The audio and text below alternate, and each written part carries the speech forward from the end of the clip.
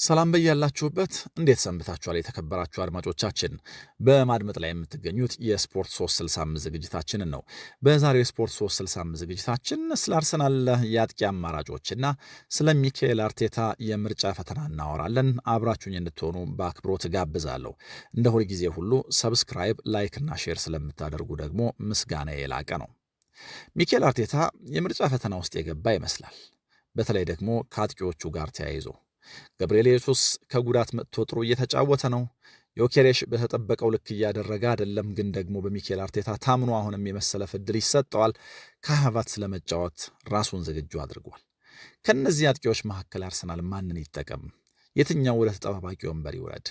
ወይስ ደግሞ ሚኬል አርቴታ ሁለት አጥቂዎች አጣምሮ ሲያጫውት ልናየው እንችላለን ወይ? ትልቅ ጥያቄ ነው። ለጊዜው ግን የእነዚህ ተጫዋቾች ወደ ብቃት መምጣት እነሱ ይሄ ጥሩ ራስ ምታት የሚሉት አይነት ቢሆንም አሰልጣኙን ግን ፕሬሸር ውስጥ የሚከት ነው። ለብዙ የእግር ኳስ አሰልጣኞች ስኬት የሚመጣው ከሆነ አይነት ችግር ጋር ተዳብሎ ነው፣ እነሱ የምርጫ ችግር ከሚሉት ጋር። ስለዚህ በእግር ኳስ ሁሉም ችግር መጥፎ አይደለም። እንደዚህ ያለውን ችግር ወይ ደግሞ እንደዚህ ያለውን የምርጫ ችግር አሰልጣኞች በጣም በደስታ ነው የሚቀበሉት። ይሄ ማለት ግን ስራቸውን ቀላል ያደርገዋል ማለት አይደለም። ምክንያቱም እንደዚህ ያለ ተፎካካሪ፣ እንደዚህ ያለ የመሰለፍ እድል አንዱ ከአንዱ መንጠቅ የሚችልበት ቡድን ሲኖር ልምምዶች ሁሉ የሆነ አይነት ኦዲሽን ይመስላሉ። እያንዳንዱ የትሬኒንግ ሴሽን ላይ አሰልጣኛቸውን ለማሳመን አንዳቸውን ይገፋሉ። ይህንን በማድረግ ውስጥ የቡድኖች ስታንዳርድ ከፍ ይላል እና በድንገት ቡድን ውስጥ በጣም ብዙ ፐርፎርም የሚያደርጉ ተጫዋቾች ይኖራሉ እና ለአንድ ስፖት የሚፎካከሩ 3-4 ተጫዋቾች ሊታዩ ይችላሉ ማለት ነው። ይሄ ቡድኖችን ከመጥቀም አንጻር፣ ውጤታማ ከማድረግ አንጻር በጣም መሰረታዊ የሚባል ችግር ነው እና አሰልጣኞች፣ ደጋፊዎች አጥብቀው ይፈልጉታል። ለአሰልጣኞች ስራውን ከባድ የሚያደርግባቸው ሁል ጊዜም ቢሆን ልምምድ ሜዳ ላይ ደፋ ቀና ሲለፉ የነበሩ ተጫዋቾቻቸውን በተመለከተ የሳምንቱ መጨረሻ ላይ ከሚደረግ ጨዋታ በፊት ውሳኔ ማሳለፍ ነው። ውሳኔው በጣም ከባድ ነው። ምክንያቱም የሚወስኑት ውሳኔ ከታክቲካል ነገሮች ጋር ብቻ የተገናኘ አይደለም። የተጫዋቾችን ኢሞሽን፣ የመልበሻ ክፍሉን ኢሞሽን፣ በአጠቃላይ ተጠባቂነታቸውን፣ ታማኝነታቸውንም ጭምር ማዕከል ያደረገ ስለሚሆን እና አሰልጣኞች ከውሳኔያቸው ጋር ተያይዞ አንድ የተሳሳተ ውሳኔ ቢወስኑ አንድ ተጫዋች ብቻ አይደለም የሚጎዱት። ትክክለኛ ውሳኔ ደግሞ ቡድኖችን ወደ ውጤታማነት ይገፋል። ስለዚህ አሰልጣኞች ውሳኔያቸውን በተመለከተ ጭንቅ ውስጥ የሚገቡበት አይነት ችግር ነው ይሄ ምርጫ ችግር። እነሱ ቢዩቲፉል ሄዴክ ነው ይሉታል። የእውነትም በጣም ጥሩ የራስ ምታት ነው። ምክንያቱም የመሻሻል ምልክት ነው እንደዚህ ያለው የራስ ምታት። የቡድኖችን ጥልቀት፣ የፉክክር ደረጃ፣ እንደዚሁ ደግሞ የማሸነፍ ረሃብ በትልቁ የሚያሳይ ስለሆነ ለደጋፊዎች ይህ በጣም ደስ የሚል ነው። ለአሰልጣኞችም ቢሆን ደስ የማይል አይደለም፣ ግን ደግሞ የበዛ ጫና የአሰልጣኞቹ ስራ ላይ ያሳድራል። የትኛውን ተጫዋች ከየትኛው ላስቀድም፣ ማንን የትኛው አጋጣሚና የትኛው ጨዋታ ላይ ላሰለፍ የሚለው ውሳኔ በጣም ከባድ ነው። ለነገሩ ደጋፊዎች አሰልጣኞች እንዲህ ያለ አስትሮኖሚካል ክፍያ የሚከፈላቸው እንደዚህ ያሉ ውሳኔዎችን በትክክል እንዲወስኑ ነው ብለው ያስባሉ። አሁን ያለነው ጥር ላይ ነው። ጥር እንግዲህ እንደ አዲስ ዓመትነቱ አዳዲስ ጅምሮች የሚታዩበት ነው እና አርሰናል ቤት ውስጥ ከአጥቂዎቻቸው ጋር ተያይዞ አዲስ ጅምር የሚፈልጉ ደጋፊዎች ቁጥር ጥቂት አይደለም። ገብርኤል ኢየሱስ ተሰልፎ ማየት የሚፈልጉ አሉ። ከሃቫርትዝ በቶሎ አገግሞ መጥቶ የአጥቂ መስመሩን እንዲመራው የሚፈልጉ አሉ። የለም ዮኬሬሽ አሁንም እድሉ ይሰጠውና ይሄን የአጥቂ መስመር ይምራ የሚሉ ደግሞ አይጠፉ። ከዮኬሬሽ ጋር ተያይዞ ያለው ነገር በጣም ብዙ ጥያቄዎች ያሉበት ነው። ሚኬል አርቴታ ውሳኔ ማሳለፍ ይኖርበታል ብለው የሚያስቡ ወይ ደግሞ ገብርኤል ኢየሱስ በቋሚነት መጫወት አለበት ብለው የሚያስቡ የአርሰናል ደጋፊዎች ቁጥር ጥቂት አይደለም አሁን። ምክንያቱም አሁን የቪክቶር ዮኬሬሽ ስትራግል፣ የቪክቶር ዮኬሬሽ ጨዋታዎች ላይ ውጤታማ ለመሆን የአርሰናል ደጋፊዎችን ምቾት የሚነሳ ነገር እየሆነ መጥቷል። እንግዲህ ዮኬሬሽን የአርሰናል ስብስብ ውስጥ አለመዋሃድ በተመለከተ በጣም ብዙ አይነት አስተያየቶች ይሰጣሉ። የመጀመሪያው ቡድኑ በሚገባ ሰርቪስ አይሰጠውም የሚል ነው። ሁለተኛው ደግሞ ሰርቪሱን ሲያገኝ ተጫዋቹ በትክክለኛው መንገድ ለመጠቀም የሚያስችል ሁኔታ ላይ አይገኝም፣ ወይ ደግሞ እድሎቹን በቀላሉ ያመክናል፣ ወይ ደግሞ ሚስ ያረጋቸዋል እና አርሰናልም ተጫዋቹን አዳፕት ማድረግ ይኖርበታል፣ ተጫዋቹም አርሰናልን አዳፕት ማድረግ ይኖርበታል። እስካሁን ድረስ አርሰናልም ተጫዋቹን አዳፕት ማድረግ አልቻለም፣ ተጫዋቹም አርሰናልን አዳፕት ማድረግ አልቻለም የሚል ሀሳብ ይነሳል። ይሄ እውነት ነው። ምክንያቱም አጥቂዎች በጣም ብዙ ጎል የሚያስቆጥሩት ልክ ነው በጣም ብዙ እድል ከማግኘት ነው። ከዚህ አንጻር በጣም በተገቢው መንገድ እድሎች አግኝቷል ወይ ትልቅ ጥያቄ ሊያስነሳ ይችላል። ግን ደግሞ ያገኛቸውን እድሎች ባለመቀየር ደግሞ አጥቂውን አለማማትም አይቻልም። ምክንያቱም እነዚህን እድሎች አግኝቶ ወደ ጎል አለመቀየር ብቻ ሳይሆን እነዚህ እድሎች ሲበረከቱለት እድሎቹን ለመጨረስ የሚያስችል ሁኔታ ወይ ደግሞ ቦታ አያያዝ ላይ ሆኖ አናገኘው። ይሄ አንዳቸውን ካለመላመዳቸው ጋር የመጣ እንደሆነ በሚገባ መረዳት እንችላለን። ምክንያቱም ተጫዋቹ በብዙ አጋጣሚዎች ሩጫዎችን ሲያደርግ ኳሶች ስለማይለቀቁለት ሊሆን ይችላል። የሆነ ጊዜ ስዊችድ ኦፍ ሆኖ እድሎቹ ሲገጥሙት ደግሞ እነዛ ሩጫዎች ሲያደርግ አናየውም፣ ወይ ደግሞ እግሮቹ እንኳን ቢሰነዘሩ ኳሶቹን ለመንካት በማያስችል ሁኔታ አጥረው ይገኛሉ። ስለዚህ በሁለቱም መንገድ ይህንን ልናይ እንችላለን። ዮኬሬሽን በተመለከተ በእርግጥ ሰርቪስ አያገኝም ብቻ ሳይሆን ሌላኛው ደግሞ ክርክር ተጫዋቹ ሜዳ ላይ በቆየባቸው ጊዜያቶች የተጋጣሚን ቡድን ተከላካዮች ወይ ደግሞ አማካዮች ፒን በማድረግ የአርሰናል አማካዮችና ተከላካዮች ስራቸውን እንዲቀል ያደርጋል። ይሄ ኦቨርሉክ ተደርጓል፣ በዚህ ሲመሰገን አልሰማንም የሚሉ ተከራካሪዎች አሉት። እርግጥ ነው ፕሬስ ከማድረግ አንጻር ተከላካዮችን ፒን ከማድረግ አንጻር በማያቋርጥ ሩጫ ለአርሰናል የሆነ ነገር ለማበረከት ይተጋል። ግን ደግሞ እንደ አጥቂ ሜዳ ላይ ያለው ይህንን ብቻ ለመስራት አይደለም። ይህንን የምለው ለምንድን ነው? ቡድኑ ጎል ለማስቆጠር የሚቸገር ከሆነ አይነተኛው አጥቂ ቡድኑ ውስጥ ሊኖረው የሚገባ ኃላፊነት ፕሬስ ማድረግ ብቻ አይሆንም። ምክንያቱም በመከላከል ብቻ ጨዋታውን ሊያሸንፉት ስለማይችሉ። ስለዚህ እዚህ ቡድን ውስጥ ያለው አጥቂ በሊንካፕ ጨዋቱ ሊዋጣለት ወይ ደግሞ ሌሎች የማጥቃት ባህር ያላቸውን ተጫዋቾች ሊያሻሽል ያገኘውን ሀፍ ቻንስ ወደ ጎልነት ሊቀይር ስለሚገባ ማለት ነው። ይህንን ከማድረግ አንጻር ቪክቶር ዮኬሬሽ ትንሽ ጎሎ ይታያል እና ብዙ እድሎች ሲፈጠሩ እነዛን እድሎች ወደ ጎልነት ለመቀየር የመዘግየት ወይ ደግሞ ቅድም እንዳልኩት ለነዚህ ሙከራዎች ራስን ዝግጁ ያለማድረግ ነገር ይታያል። አንዳቸውን አዳፕት ላለማድረጋቸው ማሳያ ነው። በእርግጥ እንደ አጥቂ ያለማቋረጥ ሩጫዎች ማድረግ ይኖርበታል።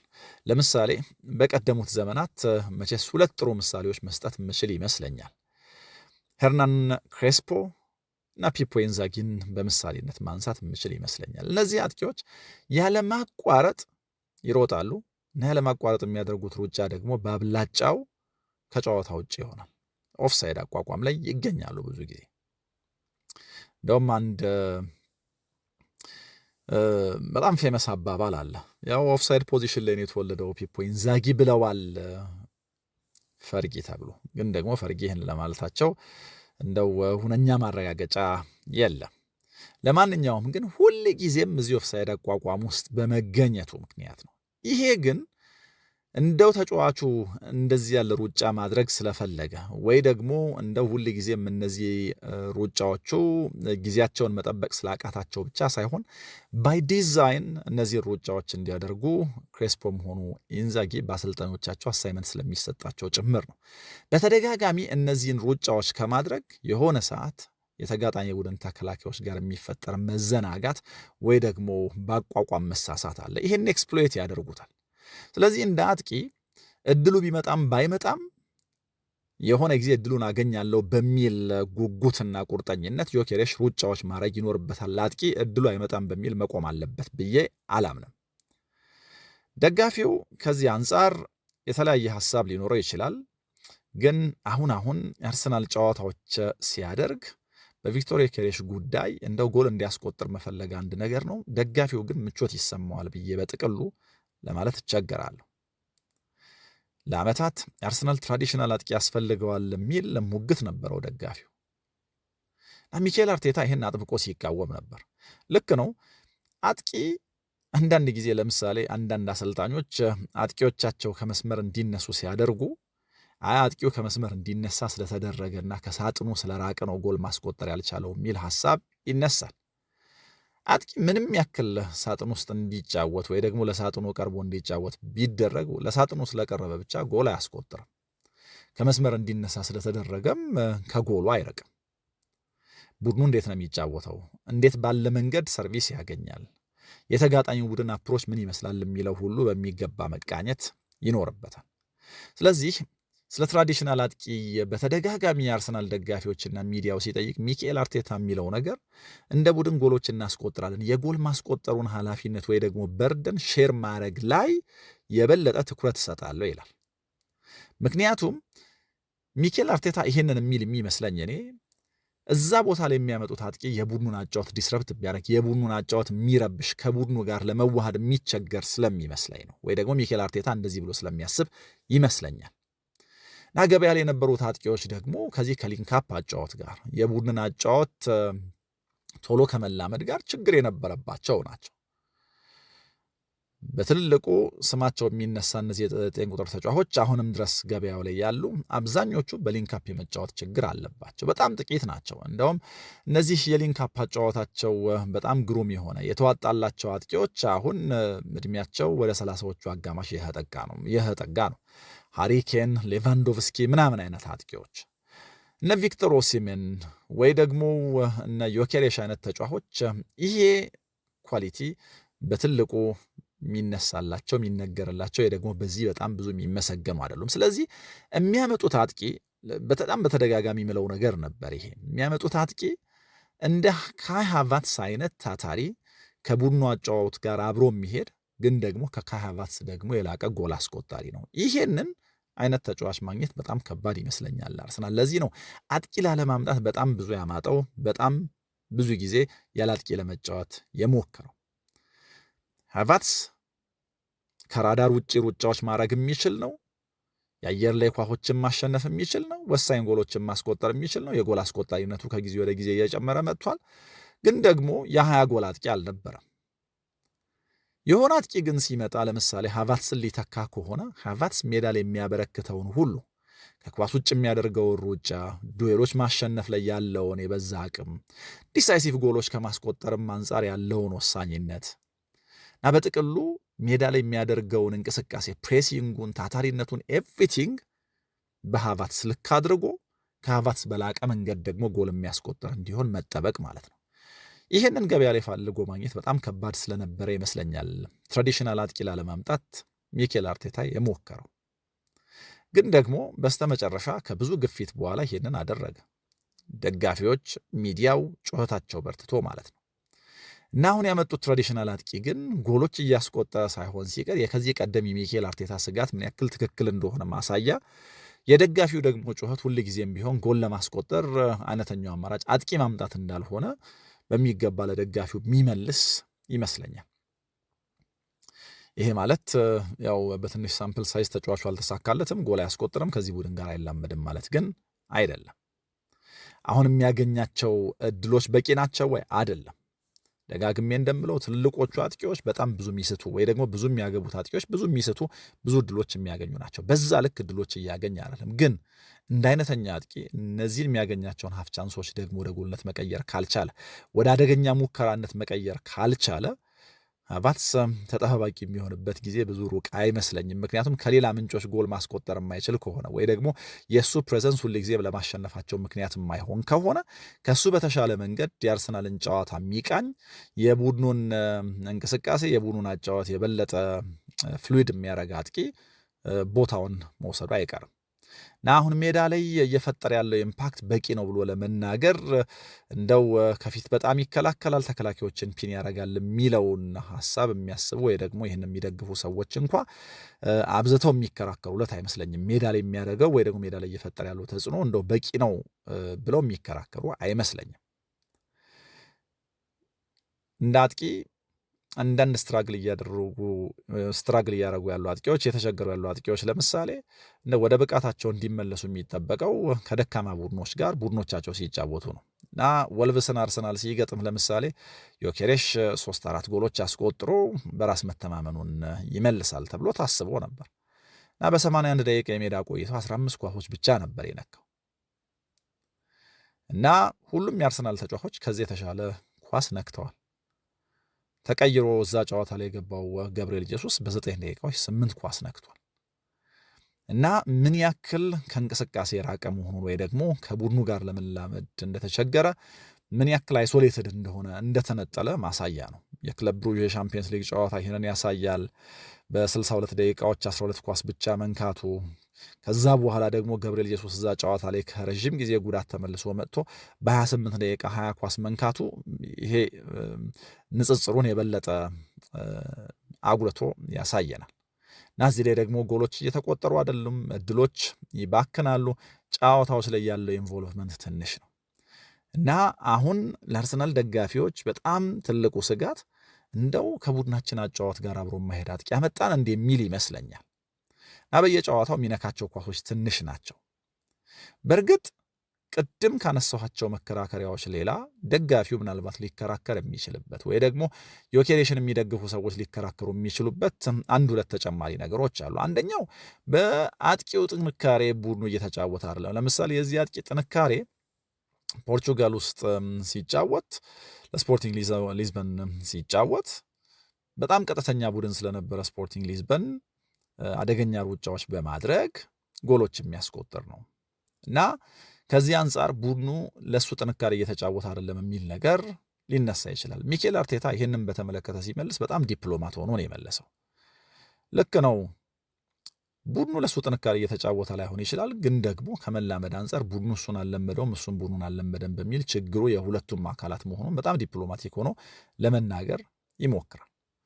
ግን አሁን ትልቁ ጥያቄ ቅድም እንዳልኩት ከዚህ ቡድን አጫዋትስ ጋር አብሮ መሄድ የሚችል አይነት አጥቂ ነው ወይ? እንቅስቃሴውን የበለጠ ፍሉይድ ማድረግ የሚችል አጥቂ ነው ወይ የሚለው ነገር በጣም አጠያቂ ነው። ምናልባት በሂደት ሊላመድ ይችል ይሆናል፣ ግን ትልቅ ጥያቄ ነው እና እንደ ችግር ከሚታዩት ነገሮች አንጻር እንዳልኩት እንግዲህ የቀጥተኛነቱ ጉዳይ አንዱ ነገር ነው። ምናልባት በዚህ ቀጥተኛነት አርሰናል ለመጫወት ቢሞክር ከዚህ ተጫዋች የተሻለ የጎል መጠን እናገኝ ይሆናል ብሎ ያስባል። ግን ደግሞ ይሄ ማለት አርሰናል ለብዙ ሽግግሮች ከሳጥን ሳጥን የሚደረጉ ጨዋታዎች ራሱን ክፍት ያደርጋል ማለት ነው። ሚኬል አርቴታ ደግሞ በቁጥጥር የሚያምን አሰልጣኝ ነው። እንደዚህ ለማድረግ መሞክር ወይ ደግሞ በጣም ቀጥተኛ ለመሆን በመሞከር የሚመጣን መከፈት የሚፈልግ አይመስልም። ለዚህ ነው ሚኬል አርቴታ ፍሬን ይዞ ነው የሚጫወተው የሚባለው እና እንደው ለቀቅ ብሎ ይህንን ለመጫወት ፈቃደኛ ነው ወይ የሚለው ነገር በትራንዚሽን ለመጫወት አርሰናልን የትራንዚሽን ቡድን ለማድረግ ሙሉ በሙሉ ከሳጥን ሳጥን የሚሮጥ ቡድን ለማድረግ አርቴታ ዝግጁ ነው ወይ የሚለውን ነገር በደንብ ማሰብ ያስፈልጋል። ግን ክረምት ላይ እንደዚህ ያለ አጥቂ ካመጣ የትራንዚሽን ቡድን ይሆናል። ዮኬሬሽ ውስጥ ያለውን ጠንካራ ነገር ማውጣት ይችላል። ምክንያቱም ፖርቹጋል ውስጥ ተጫዋቹ የተሳካለት በመልሶ ማጥቃትና በቃ በፋስት ብሬክ የሚጫወት ቡድን ስለነበረ ነው እና አርሰናል ከአምናው ጋር ተቀራራቢ የሆነ የፋስት ብሬክ ቁጥር ነው አሁን ያለው። ከስፖርቲንግ ሊዝበን ጋር ሲነጻጸር በጣም ዝቅተኛ የሚባል አይነት። ስለዚህ ይሄ አንደኛው በተጫዋቹ ጥንካሬ ያለመጫወት ሀሳብ ደጋፊዎች የሚያነሱት ነገር ነው። ግን እንዳልኩት እንደዚህ ለመጫወት በመሞከር ውስጥ የሚመጣን ኢምባላንስ ሚኬል አርቴታ ቶለሬት ያደርጋል ወይ ነው። ወደዚህ መንገድ ሲመጣ ልናየው እንችላለን። ሌላኛው ግን በጣም ጥሩ የተጫወተበት የበርንሌው ጨዋታ ለመጎዳቱ ምናልባት ከሞመንተም ጋር ተያይዞ ተጫዋቹን እድለቢስ ያደርገዋል። እንደው በጣም ጥሩ ለመጫወት የሞከረበት ኮንትሪቢዩት ለማድረግ የሞከረበት ጨዋታ ላይ ተጎድቶ መውጣቱና ከዛ በኋላ ሚካኤል ሜሪኖ ጎል አስቆጣሪ ሆኖ መምጣቱ፣ ለምሳሌ የቶትናሙ የባየር ሚኒኩ ጨዋታዎች ላይ ሁሉ አርሰናል በጣም ጥሩ የተጫወተባቸው አጋጣሚዎች ላይ ሜሪኖ ነው በአጥቂነት ቡድኑን የመራ። ይሄ ደግሞ ሳይኮሎጂካል ኢምፓክት እዚህ አጥቂ ላይ ይኖረዋል። ከዛ የጄሱስ መምጣት የሚፈጥረው ሌላ ፕሬሸር አለ። አሁን የሃቫርትስ መምጣት የሚፈጥረው ፕሬሸር አለ እና አሁን በዚህ ሬት ጄሱስ የሚቀጥል ከሆነ እንግዲህ ቅድም መንደርደሪያ ላይ ያልኩት አንደኛው ፈተና ሊመጣ ነው ማለት ነው። አርቴታ ከዮኬሬሽ አስቀድሞ ጄሱስን ማሰለፍ ሊጀምር ነው። አሁን ደግሞ የአርቴታ ፌቨራይት ተጫዋች ለመጫወት ዝግጁ ሆኖ መጥቷል ከሃቫርትስ። ዮኬሬሽ እንደ መከራከሪያነት ምናልባት እንደዚህ እየተጫወትኩ ባለሁበት ጊዜ ውስጥ ጎል አላስቆጥር እንጂ ቡድኑን እየረዳው ነው ሊል ይችል ይሆናል። ግን ደግሞ ከዚህ በተሻለ ሊረዱት የሚችሉ ተጫዋች ሆነው ከተገኙ እነዚህ ተጫዋቹን ተጠባባቂ ወንበር ላይ ማስቀመጥ ሚኬል አርቴታ አይኑን የማያሽበት ነገር ሊሆን ይችላል። ቅድም ያልኩት መንደርደሪያ ያነሳሁት ጉዳይ ማለት ነው። እንግዲህ አሁን 3 አጥቂዎች አሉት ማንን ያሰልፍ? ማን ተጠባባቂ ወንበር ላይ ይቀመጥ? ምን ትላላችሁ እናንተ? እንግዲህ ሶስቱም በባህሪ የተለያዩ ናቸው። እስካሁን ድረስ ሚኬል አርቴታ እንደዚህ ያለ ጭንቅ አልገጠመውም ነበር። ምክንያቱም ጉዳቶች ስለነበሩ በ19 የፕሪሚየር ሊግ ጨዋታዎች በእነዚህ 19 ሳምንታት መርሃ ግብሮች አርሰናል ከዋናው ቡድን ተጫዋቾች በጣም በሚያስደንቅ ሁኔታ በጉዳት ምክንያት 9 ጊዜ 4 የቋሚ ተሰላፊዎቹን ወይ ደግሞ የዋናውን ቡድን ተጫዋቾች አጥቷል። በ7 አጋጣሚዎች ደግሞ 5 ተጫዋቾቹን አጥቷል። ይሄ እንግዲህ የካይ ሃቨርትዝና የገብርኤል ጄሱስም ቢያንስ አንድ ጨዋታ ሚስ ማድረግ ተቆጥሮ ማለት ነው ቢያንስ። የአስቶን ቪላው ጨዋታ ግን የእነዚህ ሁሉ ተጫዋቾች አንድ ላይ ተመልሶ መታየት የፈጠረው ደስታ እንዳለ ሆኖ ሌላ ፕሬሸር የሚፈጥርበት አጋጣሚ ይዞ መጥቷል። ጄሱስ ተቀይሮ ሜዳ ላይ እንደገባ በ5 ሰከንድ ውስጥ ጎል አስቆጥሯል። ዮኬሬሽን ቀይሮ ነው የገባው እና አሁን ሚኬል አርቴታ ከዚህ ቀደም ታህሳስ ወር መጀመሪያ ላይ ሲለው የነበረው የራስ ምታት መጥቶበታል እና ሚኬል አርቴታ በጣም ኦነስት ሆኖ ክረምቱን ሁሉ አለ 9 ቁጥር የምናመጣ ከሆነ ምንድን ነው የሚፈጠረው? ገብርኤል ጄሱስ ላይ ምንድን ነው የሚፈጠረው? ካይ ሃቨርትዝን ምንድን ነው የማደርገው? በጣም ብዙ ዘጠኞች አሉኝ እና ደግሞ ወዳቸዋለሁ እና ምንድን ነው የማደርገው የሚል ጭንቀት ነበረብኝ። እንዴት ነው ሳንድል የማደርገው የሚል ጭንቀት ነበረብኝ ብሏል። እና ግን አለ እስካሁን ድረስ ይሄ ችግር ሆኖ አፍጦ አልመጣብኝም፣ ምክንያቱም ተጫዋቾቹ ተጎድተዋል። ስለዚህ ዛሬን እንኑር፣ ይህንን ሞመንት እንኑርና ሲቹዌሽኑ ሲመጣ ሲቹዌሽኑን ደግሞ ለመፍታት እንሞክራለን ነበር ያለው። አሁን እንግዲህ ሲቹዌሽኑ አፍጦ መጥቶበታል። በ2025 ያልነበረው የምርጫ ፈተና መጥቶበታል። ዮኬሬሽ እንዳልነው በጣም በተለያየ መንገድ ፊት ከሆነ ይጫወታል፣ ግን ደግሞ ኤክስፔክቴሽኖችን ሚት እያረጋ አይደለም። ኢየሱስ ደግሞ የሰጠውን እድል ከመጠቀም አንጻር ከጉዳት ከመጣ በኋላ በጣም በጎ ምልክት ነው ያሳየው። አሁን ሃቨርትዝ ራሱን ዝግጁ አድርጓል። ሚኬል አርቴታ ማንን ይመርጣል? በምን አይነት መንገድ ማንን ያሰለፍ? እንግዲህ በጣም በጥሩ ጊዜ የመጣ የራስ ምታት ነው እውነት ለመናገር። ምክንያቱም ጥር ላይ ብቻ አርሰናል 9 ጨዋታዎች ያደርጋል በ4 የተለያዩ ውድድሮች። ስለዚህ እነዚህን 3 ተጫዋቾች ይፈልጋቸዋል። የእነዚህን 3 ተጫዋቾች ፉክክር ይፈልገዋል። ለምሳሌ የጄሱስ ያለፉት ጥቂት ጨዋታዎች ላይ የነበረ ኢንቮልቭመንት ለደጋፊው ሰርፕራይዝ አይደለም። ጄሱስ ሙሉ ጤና ከሆነ ሁልጊዜም እነዚህ ባለ መንገድ ያበረክታል። አርቴታ ከዚህ ቀደም እንዳለው ሰዎችን ኮኔክት ማድረግ ይችላል፣ ተጋጣሚዎቹ እርግጠኛ እንዳይሆኑ ማድረግ ይችላል እና ይሄ ቡድኑን ኮኔክት ማድረግ፣ ተጋጣሚዎቹ ደግሞ እርግጠኛ እንዳይሆኑ ማድረግ ወይ ደግሞ ተጋጣሚዎቹን ማሸበር ከጉዳት ከመጣ በኋላ ባደረጋቸው ጨዋታዎች ሁሉ ታይቷል። የክለብ ብሩዡ ጨዋታ ነው የመጀመሪያ ጨዋታው። እዛ ጨዋታ ላይ ያሳየው አንድ ነገር ቢኖር እንደ ዮኬሬሽ እድሎች እስኪመጡለት የማይጠብቅ ተጫዋች መሆኑን ወይ ደግሞ ለራሱ እድሎች መፍጠር የሚችል መሆኑን ነው። ስለዚህ ሚኬል አርቴታ ለቡድን አጋሮችም ሆነ ለራሱ እድል የሚፈጥረው ተጫዋች ወደ ጎል አስቆጣሪነት ከመጣ የቡድኑን አጫዋት የተሻለ ካደረገ እሱ ሜዳ ላይ ሲገኝ ተጋጣሚዎቹ የበለጠ የሚሸበሩ ከሆነ ውሳኔ ሊያሳልፍ ይችላል በጄሱስ ጉዳይ። ስለዚህ ጄሱስ እድሎች የሚጠብቅ ብቻ ሳይሆን እድሎችም የሚፈጥር መሆኑ በአሰልጣኙ እንዲመረጥ ሊያደርገው ይችላል። ከፓላስ ጋር ያደረጉት ጨዋታ ላይ ጎል አላስቆጠረ ሊሆን ይችላል፣ ግን ደግሞ የፓላሱ ጨዋታ ቀን የሞከረው ሙከራ በቁጥር 5 ነው እና ይሄ የሞከረው ሙከራ ዮኬሬሽ ካደረጋቸው ጨዋታዎች አንጻር ከታየ ከኒውካስሉ ጨዋታ ውጪ ሁሉም ጨዋታዎች ላይ ዮኬሬሽ ከሞከረው ሙከራ የበለጠ ነው። ስለዚህ ሙከራዎች ወደ ጎል ከማድረግም አንጻር ኢየሱስ የተሻለ ንጻሬ እንዳለው መረዳት ይቻላል።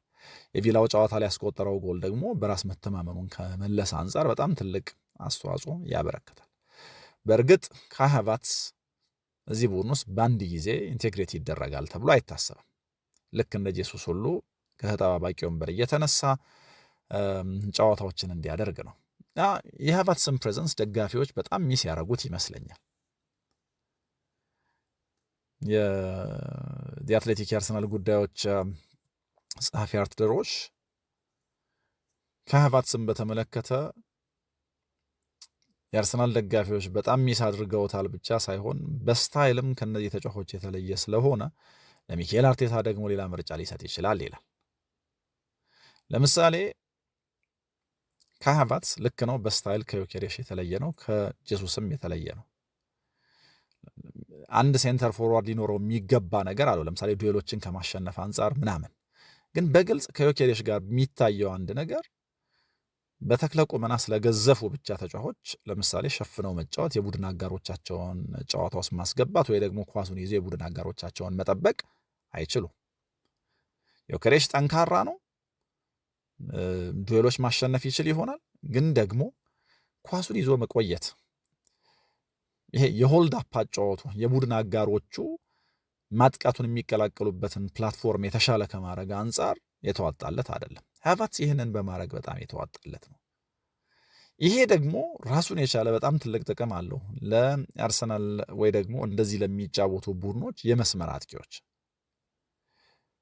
ኳሱን አማካይ ክፍል አካባቢ ወይ ደግሞ ለተጋጣሚ ሳጥን አካባቢ እንደዚህ ባለ መንገድ ሆልድ አድርጎ መቆየት የሚስበው ተከላካዮችን ስለሚስብ ወይ ደግሞ ትኩረት የሚስብ ስለሆነ ከመስመር ላይ በፍጥነት የሚሮጡት ሳካ የሆኑ ትሮሳርድ ወይ ደግሞ ማርቲኔሊ ወይ ደግሞ አሁን ማድዌኬ በጣም ብዙ ክፍተት እንዲያገኙ ያደርጋቸዋል። እና ይሄንን ደግሞ አንድ ልብ የሚገባን ነገር ከሃቨርትዝ አርሰናል ውስጥ በነበረባቸው ጊዜያቶች ወይ ደግሞ ከሃቨርትዝን አርሰናል በአጥቂነት መጠቀም በጀመረባቸው ጊዜያቶች በተለይ አርሰናል ከኋላ ቢልድ ለማድረግ ሲሞክር ፕሬስ የሚያደርጉት ቡድኖች ሁሉ አንድ የሚቀጡበት ነገር እነዚህ ረዣዥም ኳሶች ናቸው። ምክንያቱም የሚጣሉትን ረዣዥም ኳሶች በሙሉ ያሸንፋል፣ ኳሱን ይዞት መቆየት ይችላል። የቡድን አጋሮቹ በጣም በፈጣን ሩጫ ማጥቃቱን ሲቀላቀሉት ጎል ለማስቆጠር ቀላል ይሆንለታል ማለት ነው።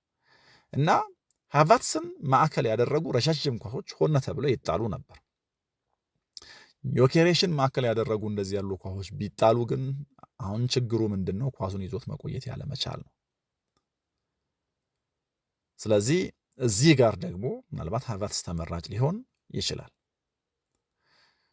ሁለት አጥቂዎች የመጠቀሙስ ነገር የሚል ደግሞ ጥያቄ ሊነሳ ይችላል። እና ሁለት አጥቂዎችን በተመለከተ ከዚህ ቀደም ሚኬል አርቴታ ሁለት አጥቂዎች ለመጠቀም ሞክሯል። ለምሳሌ ትሮሳርድን ከሃቨርትዝ ጀርባ ለማሰለፍ ሞክሯል። እና በተለይ 2023-24 እነዚህ ተጫዋቾች መጀመሪያ አካባቢ ላይ ከጄሱስ ጉዳት በኋላ ተጣምረው ተጫውተዋል እና ዌስትሃምን፣ በርንሌን፣ ሼፊልድን 6-0፣ 5-0፣ 6-0 ባሸነፉባቸው ጨዋታዎች ነበሩ። ግን ደግሞ አንድ የአማካይ ክፍል ተጫዋች መሰዋት አስፈላጊ ነበር። በጊዜው የተሰዋ ጆርጂኒዮ ነው እና ከዛ በኋላ ደግሞ በነበረው ሲዝን የማርቲን ኦዴጋርድ መጎዳት ማለት ነው፣ ያለፈው ሲዝን ማለት ነው፣ እነዚህን ተጫዋቾች እንዲጣመሩ አድርጓቸው ነበር እና መጀመሪያ ላይ ቡድኑ የመከላከል ቅርጹን ሳያጣ መፍጠርም እንዲችል ለማድረግ ወይ ደግሞ ሚዛኑን የጠበቀ ቡድን ለመስራት በሚል በ4-4-2 እንዲጫወት ሊያደርጉት ሞክረው ነበር። ያው በ4-4-2 ቡድኖችን ለማጫወት 4-4-2 ለማሰልጠን በጣም ቀላል ነው ይሉታል እና በጣም ግልጽ በሆነ መንገድ ማጥቃትም መከላከልም የሚቻልበት እንደሆነ ለማሰብ እና እንደዚህ ባለ መንገድ ለመጫወት ሞክረው ነበር። መጀመሪያ አካባቢ ሰራላቸው፣ ኋላ ግን ቡድኑ በጣም ደል ሆነ፣ መፍጠር አቃተው። ግን ደግሞ በዚህ ኤክስፐሪመንት ትሮሳርድና ሃቨርትዝ ተጣምረው ጎሎች ያስቆጠሩባቸው አጋጣሚዎች ነበሩ። በተለይ ትሮሳርድ ተንጠልጣይ ኳሶች ለሃቨርትዝ ሳጥን ውስጥ ማሻገር ሲችል ጎሎች ሲቆጠሩ አይተናል። እና እንደዚህ ያለ ጥምረት እንግዲህ ሚኬል አርቴታ በሁለት አጥቂዎች ሊፈጥር ይችላል ወይ በሃቨርትዝና በጄሱስ ወይ ደግሞ በሃቨርትዝና በዮኬሬሽ በጄሱስና በዮኬሬሽ እናያለን። ምናልባት አንዳንድ ጨዋታዎች ላይ ሁለት እንደዚህ ያሉ አጥቂዎች ልናይ እንችል ይሆናል። አርሰናል በጣም ዲስፐሬት ሆኖ ጎል ሲፈልግ ግን እንደው እንደዚህ ባለ መንገድ ሁለት አጥቂዎች ለማጫወት በሞከር ጥቅም ይገኛሉ። ኦፍኮርስ ለምሳሌ ሃቨርትዝ ከእይታ ውጭ የሆኑ ሩጫዎች ማድረግ ይችላል፣ ሳይታይ ሩጫዎች ማድረግ ይችላል እና እነዚህ ሩጫዎች እንደው ሃቨርትዝ ለምሳሌ ወደ ግራ እንዳዘነበለ 8 ቁጥር የሚጫወት ቢሆን እንደ አይነተኛ አጥቂ ለሚጫወተው ዮኬሬሽ የሚፈጥረው ነፃነት ይኖራል። ያ ብቻ ሳይሆን ሃቨርትዝ ከጉዳቱ በፊት በነበረው ጊዜ የሚጫወትበት መንገድ ትንሽ ለየት ያለ ሆኖ ነበር። ስለዚህ እንደው ከዮኬሬሽ ጋር ሜዳ ላይ ቢኖር ለምሳሌ ወደ ጥልቅ ሩጫ ማድረግ ስለሚችል ዮኬሬሽ የሚፈጥረው አንድ ነገር አለ። ከዛ ኋላ ደግሞ እንደው ወደ ቀኝ በባህሪው የማዘንበልም ነገር ስላለው ለዮኬሬሽ የበለጠ ምቾት ሊፈጥርለት ይችላል። ዮኬሬሽ አብዛኞቹን ኳሶች የሚነካው ሳጥኑ መካከል ወይ ደግሞ መሀል ለመሀል ነው። ከሃቨርትዝ ደግሞ ከጉዳቱ በፊት አብዛኞቹን ኳሶች የሚነካው ወደ ቀኙ የሜዳ ክፍል አዘንብሎ ነው። እንደውም በእንቅስቃሴ ኦዴጋርድ፣ ሳካ፣ ቤን ዋይት የነበሩበት የቀኝ መስመር ላይ ተዳብሎ ወይ ደግሞ ተጨምሮ ከሃቨርትዝም ሲጫወት የሚታይበት እዚህ ጋር ያለውን መፍጠር እዚህ ጋር ያለውን ጥንካሬ የበለጠ የሚጨምርበት የጨዋታ ቅርጽ ታይቶ ያውቃል።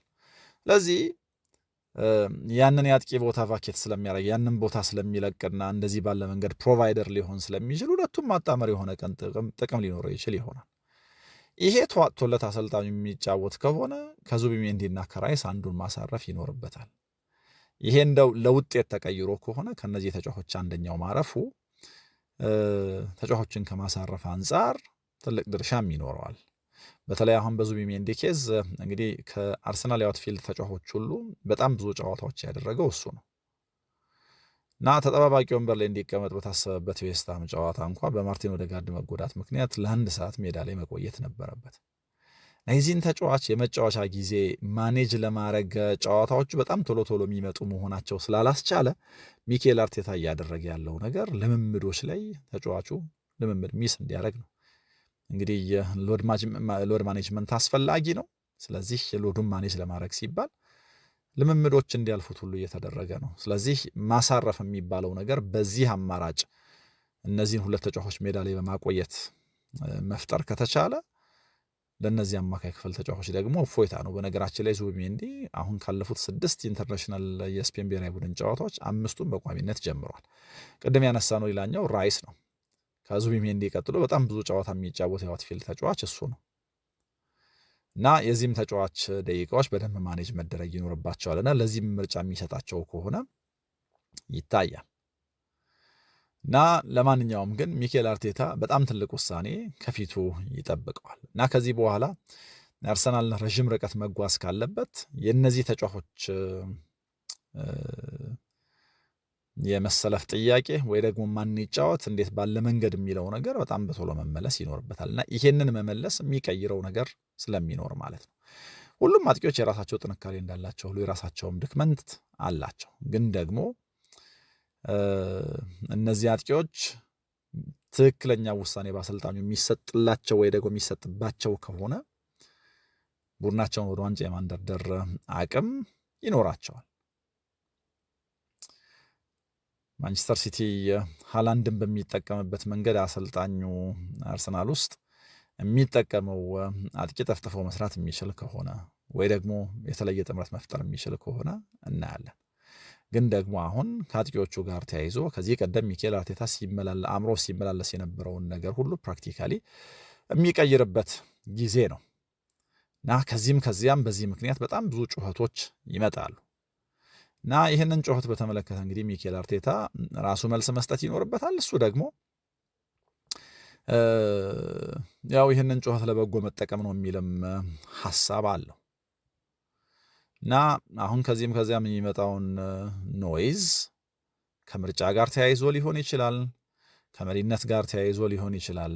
እንደ ሁለት እጃችንን ዘርግተን ነው የምንቀበለው። ዮኬሬሽንም በተመለከተ ያ የጊዜ ጉዳይ ነው። ክሊክ ያደርጋል። ከቡድኑ ጋር መዋሃዱ አይቀሬ ነው። ሌሎቹን ሁሉ ነገሮች ጥሩ አድርጎ እየሰራቸው ነው። ጎል ማስቆጠር ይመጣል ብሏል። በእርግጥ የጎሉን ቁጥር ካየ ነው በጣም ጥያቄ የሚያስነሱ ነገሮች አሉት። ከ22 ጨዋታዎች 5 ጎል እንዲያስቆጥር ተጠብቆ ከመጣ ተጫዋች በጣም ትንሽ ሪተርን ነው። ለማንኛውም ከሲቲ ጨዋታ በፊት እንግዲህ የማንቸስተር ሲቲ ከመጫወቱ አስቀድሞ የአርሰናል የነጥብ ልዩነቱን ወደ 7 ማስፋት የሚችልበት እድል አለው በርንመዝን የሚያሸንፍ ከሆነ። በእርግጥ አሁን በርንመዝ በጣም ጠንካራ ቡድን ነበር። በሁለቱም አጋጣሚዎች ለአርሰናል ያለፈው የውድድር ዘመን ስኬት አልባ መሆን ትልቅ ድርሻ ካዋጡት መካከል አንደኛው ነው። ይሄኛው በርንመዝ በጣም የሳሳ ስብስብ ያለው በጣም ወሳኝ ተጫዋቾቹን በክረምት የለቀቀ አሁንም ወሳኝ ተጫዋቹን ለመልቀቅ እየተንደረደረ ያለ ነው እና ከዚህ በርንመዝ ጋር የሚደረገውን ጨዋታ ማሸነፍ በጊዜያዊነት የነጥብ ልዩነቱን ወደ 7 ማስፋት ተጋጣሚው ላይ ፕሬሸር መፍጠር ይችላል እና ከዚህ ጨዋታ አስቀድሞ ሚኬል አርቴታ ሲናገር ነው እንግዲህ ለበጎ መጠቀም ይኖርብናል የሚሰማውን ጫጫታ ያለው እና ለዋንጫ ስትፎካከር እንደዚህ ያሉ ጩኸቶች ይመጣሉ እና እንደዚህ ያለውን ጩኸት ለበጎ መጠቀም ግን በጣም አስፈላጊ ነው። ዋንጫ እንድናነሳ መጠበቃችን ካለንበት ፖዚሽን አንጻር ተጠባቂ ነው። ስለዚህ በተናጠል ተጫዋቾች ቢሆኑ ለምሳሌ ቅድም ያነሳነው ዮኬሬሽ ቢሆን በ102 ጨዋታዎች 97 ጎሎች አስቆጥሮ የመጣው አጥቂ ማለት ነው። ወይ ደግሞ እንደ ቡድን ለሚነሳብን ነገር ሁሉ ሜዳ ላይ ነው መልስ የምንሰጠው፣ ለሚነሳብን ጫጫታ ሁሉ በውጤት ነው መልስ የምንሰጠው ይላል እና ከዚህም በኋላ ለምሳሌ አጥቂውን በተመለከተ ለሚቀጥሉት ዓመታት በኮንትራት ርዝማኔው ሁሉ እነዚህ ጩኸቶች ይኖራሉ። የአርሰናል አጥቂ ሲኮን ከመጀመሪያው ቀን አስቀድሞ ኤክስፔክቴሽኑ በጣም ትልቅ ስለሚሆን ጫጫታዎች አሉ። ይሄ የአርሰናል አጥቂ የየዕለት ተዕለት ህይወት ነው። ማሊያውን ገና የለበሰ ቀን ይሄ ፕሬሸር ይሄ ኤክስፔክቴሽን እንዳለ ግልጽ ነው እና እሱም ይሄን በደንብ ይረዳል። ልምምድ ሜዳዎች ላይ በጣም በርትቶ ይሰራል እና የተሻለ ለመሆን የማያደርገው ጥረት የለም። እያንዳንዱ ጨዋታ ላይ የተሻለ ለመሆን ይሰራል። የሆነ ቀን ክሊክ ያደርጋልን ብለው ለዚህ ነው አሁን ሚስ ያደረገው ነገር ቢኖር ጎል ነው፣ ሌሎቹን ነገሮች በትክክል እየሰራ ነው ብሎ ያምናል። እንግዲህ ሚኬል አርቴታ ይሄንን እስከምን ድረስ ነው የሚያምነው የሚለውን የምናየው ሜዳ ላይ ለተጫዋች በሚሰጠው የመሰለፍ ዕድል ነው። በጥቅሉ ግን ቡድን ውስጥ ያለውን ነገር በተመለከተ ከዚህ በኋላ ይኖር የሚችለውን የምርጫ ጥያቄ ኮምፒቲሽንን በተመለከተ ኮምፒቲሽን መኖሩ አንዳቸው ከሌላቸው የተሻሉ እንዲሆኑ ብቻ ማድረግ ሳይሆን በጣም በተለየ መንገድ ይሄ ቡድኑን መጥቀም ብቻ ሳይሆን እያንዳንዱ ተጫዋች ከማሻሻል አንጻር ያለውን ነገር ለማንሳት ሞክሯል እና በዚህ ውስጥ ግን በጣም ያልተለመደ ነገር አይቻለው ነው የሚለው ሚኬል አርቴታ። በተጫዋቾቹ መካከል ያለው ቦንድ በጣም የሚያስደንቅ ነው እና እዚህ ቡድን ውስጥ ተጫዋቾች ኮምፒቲሽንን የሚያዩት አንዳቸው ከአንዳቸው ልቆ ለመጫወት የሚደረግ ነገር ብቻ ሳይሆን ወደ ዋንጫው ለሚደረገው ግስጋሴ እንደ ጥሩ ኢንጂን አድርገው ነው እና ኮምፒቲሽን የሚታየው እንደ ለዋንጫ ለሚደረገው ጉዞ እንደ እርዳታ እንጂ እንደ እንቅፋት አይደለም እና አስቀድሞም ቢሆን በየቦታው ጥሩ ተጫዋቾች ስናስፈርም ይሄንን ፕላን አድርገን ነው ቡድን ውስጥ ያለውን የኮምፒቲሽን ሌቨል የፉክክር ደረጃ ከፍ ማድረግ እና የተለየ ኳሊቲ እና የተለየ አቅም ያላቸውን ተጫዋቾች ማምጣት እና እንደዚህ ባለ መንገድ ለቡድኑ መጨረሻ ላይ ውጤታማ የሆነ የውድድር ዘመን መስጠት ነው ብሏል። ግን ተጫዋቾቹ ጋር ያየሁት ያልተለመደ ነገር ለምሳሌ በቀደም ጄሱስ ሲያስቆጥር ዮኬሬሽና ሃቨርትዝ የነበራቸው ደስታ በጣም የተለየ ነው። አንዳቸው ለአንዳቸው ይጨነቃሉ። ይሄ በጣም እንዳሰልጣኝ ያስደስተኛል ብሏል እና አንዳቸው ለአንዳቸው እንደዚህ ባለ መንገድ ጥሩ ምኞት ካላቸው ፉክክር ቅድም እንዳልኩት እንደ እርዳታ የሚታይ ቡድናችንንም ወደፊት የሚያንደረድር ነው ብሎ ሚኬል አርቴታ ያምናል እና የትኛውም ውሳኔ የትኛውም ተግባርና ድርጊት ቡድኑን ሊያሻሽል የሚችል ከሆነ በአሰልጣኙ እንደሚወሰንም ጭምር እዚህ ጋር ጠቁሟል።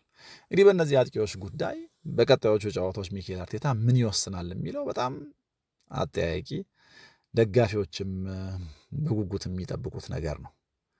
ግን አንድ በእርግጠኝነት መናገር የሚቻለው ነገር አርሰናል የሻምፒየንስ ሊግ ጨዋታዎችን በአስደናቂ የ100% የአሸናፊነት ግስጋሴ የፕሪሚየር ሊጉንም ልክ እንደዚሁ ከተከታዩ ማንቸስተር ሲቲ በ4 ነጥብ ልቆ እየመራ ነው እና ይሄ የሆነው አርሰናል በጣም ብዙ ተጫዋቾች ተጎድተውበት አንዳንዶቹ አጋጣሚዎች ላይ ምርጫ ያለው ይመስል እንጂ ምርጫዎች አጥቶ ነው። አሁን ምርጫዎቹ እየተመለሱለት ነው። የአጥቂ አማራጮቹ ሁሉ ከጉዳት ተመልሰዋል እና ተከላካዮቹ ከጉዳት ተመልሰዋል። ምናልባት ከሞስኬራ ውጭ የካላፊዮሪ ጉዳይ ያው አስቀድሞም ቢሆን የጉዳት ታሪክ ያለው ተጫዋች ነው። ስለዚህ የሆነ ጊዜ ወጣ ገባ ማለቱ ማይቀር ሊሆን ይችላል። ግን ደግሞ አብዛኞቹ ተጫዋቾች ከጉዳት ተመልሰውለታል ወይ ደግሞ በአብላጫው ቡድኑ አሁን ወደ ጤና መጥቷል። ስለዚህ አንዳቸው ከአንዳቸው ጋር ሲፎካከሩ ከዛ ደግሞ ጨዋታዎች በቶሎ ቶሎ ሲመጡ እነዚህ ተጫዋቾች ሮቴት ሲደረጉና የማረፍ እድል ሲሰጣቸው በጣም አደገኛው አርሰናል ሊታይ ይችላል የሚል ተስፋ የብዙ ደጋፊ ነው እና ይህንን አሰልጣኙ እንዴት ባለ መንገድ ይጠቀመዋል? ማንን ከማን ጋር ያጣምራል? ማን ተጠባባቂ ወንበርስ ላይ ይቀመጣል? በተለይ ደግሞ በአጥቂው መስመር የሚለው በቀጣዮቹ ሳምንታት የሚታይ ነው። እናንተ ማን ትላላችሁ? የአርሰናልን የአጥቂ መስመር ማን ይምራው? ካይ ሃቨርትዝ፣ ኢየሱስ ወይስ ደግሞ ዮኬሬሽ? አንዳቸው ከሌላኛቸው የተለዩስ ናቸው ብላችሁ የምታስቡት በምንድን ነው? ሐሳብ አስተያየቶቻችሁን ልታጋሩን ትችላላችሁ። በሌሎች ጉዳዮች ተመልሰን እንመጣለን። አብራችሁኝ ስለነበራችሁ ምስጋና የላቀ ነው። ሰላም ሁኑ።